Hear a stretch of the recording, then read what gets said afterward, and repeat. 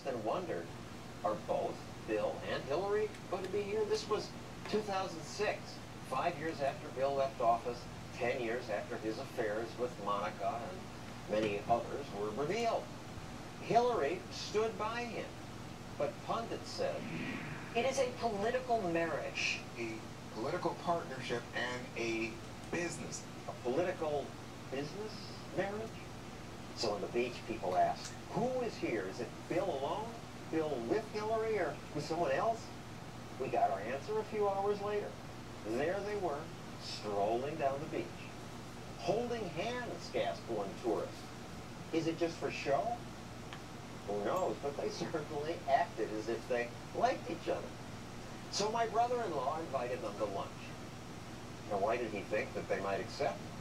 Because he's a successful investor who years before squandered some of his money on the Democratic Leadership Council. Its goal was to bring Democrats back to centrist economics.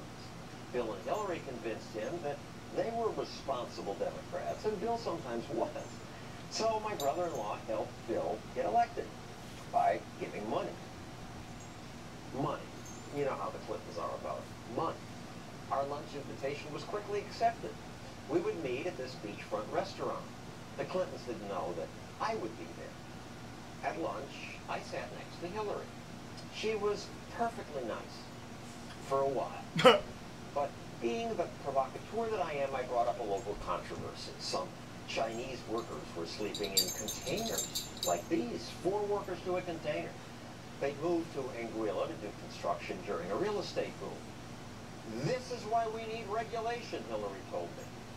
I pointed out that the workers were not slaves. They'd come voluntarily to Anguilla only because their alternatives in China must have been worse. Also, containers weren't totally horrible. Today, trendy Americans brag about living in refurbished shipping containers. Of course, the Chinese trailers weren't up to American standards, but the standards Hillary wants would have raised costs. That would eliminate opportunities. Then some of those workers would have never gotten the chance to leave China and try to raise their standard of living. Hillary hates us all. She's straight evil. Nasty, unintended Satanist. For example, after Western media complained that Bangladeshi workers were abused in sweatshops, many of these sweatshops closed. Good, said the critics, we stopped the abuse. But then Oxfam researchers were dismayed to learn that child workers who lost their jobs ended up on the streets, and some became prostitutes. Hillary replied, I heard about that study, but most regulation improves living conditions, zoning rules, affirmative action, licensing. She went on and on. She still does that. Americans need a raise. That's why we must raise the minimum wage. Let's guarantee equal pay for women. And so on and so on. Back at our lunch, I responded, well, I'm a libertarian, and I know who you are, she said. And we were off. I give her credit. She argued with me for a full half an hour. Finally, she'd had enough, and she just turned away from me, talked to others, and ignored me for the rest of the meal. Here's my point.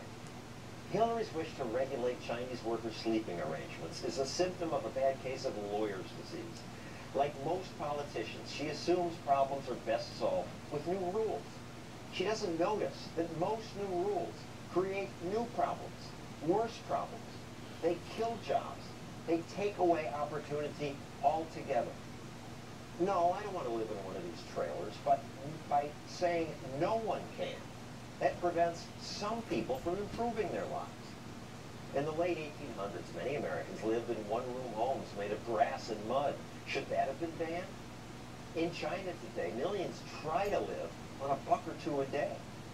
Because the island of Anguilla does not have Hillary standard housing regulation, many Chinese people were able to come here.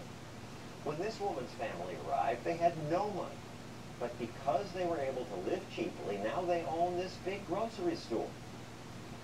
This is how life progresses, if politicians don't constantly interfere. Clearly, Hillary is eager to interfere. Electing her will put America further down the road to serfdom. That's our show. See you next week.